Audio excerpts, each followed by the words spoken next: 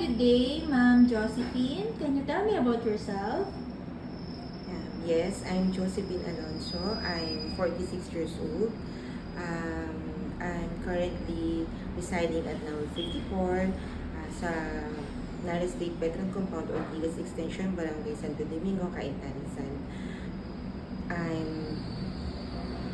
My birthday is on October 20, 1979. Alright. Please tell me about your educational background.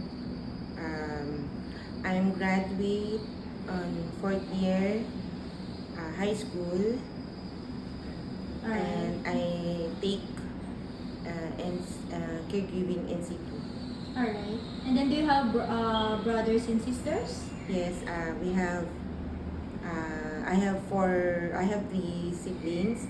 My oldest is 46 years old, and my eldest is 43, and my youngest is 42. Alright. So do you have any kids? Yes, I have three kids, all sons. My oldest son is first year college. He is 23 years old, and my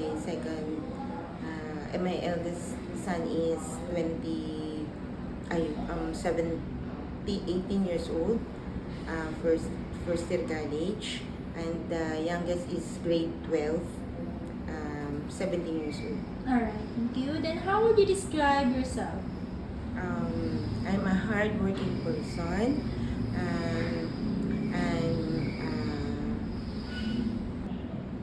I'm a hardworking person. I'm an honest person. I'm cheerful. Friendly. Alright. Thank you. And then why do you want to apply abroad? I want to apply abroad to earn more money to support the study of my children. Also to help my parents because they are old. Okay. And then do you have work experience abroad? Yes, ma'am. I'm an ex-abroad, Taiwan.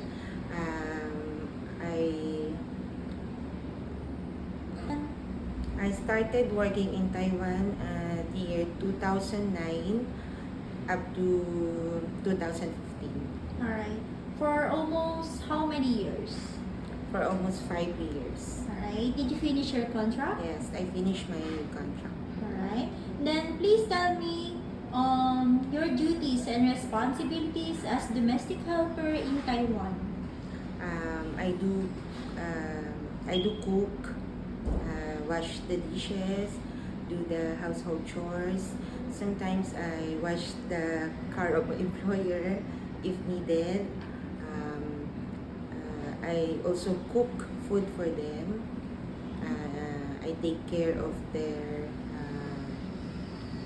parents, grandparents. Alright, thank you. Then are you willing to take care of small children, newborn baby, or elderly person abroad? Yes, ma'am. I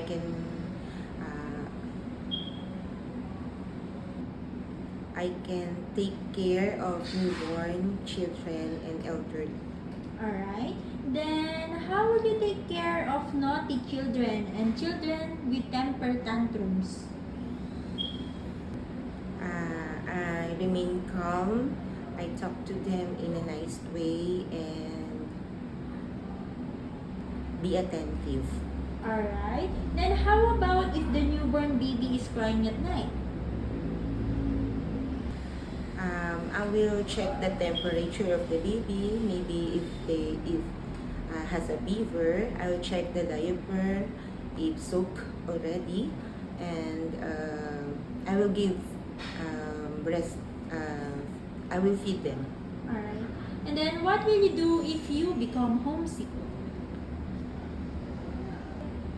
I will make myself busy and focus on my goal to finish my contract. Alright. Then are you scared of dogs and cats? No.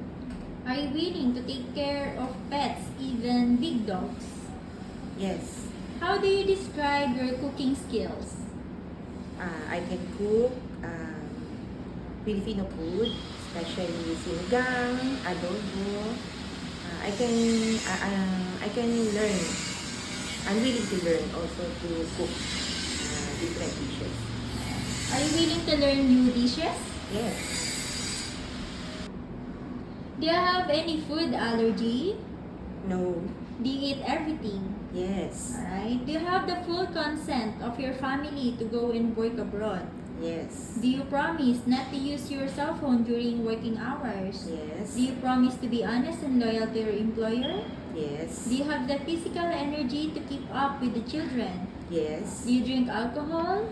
No. How about smoking? No. Do you have any body tattoo?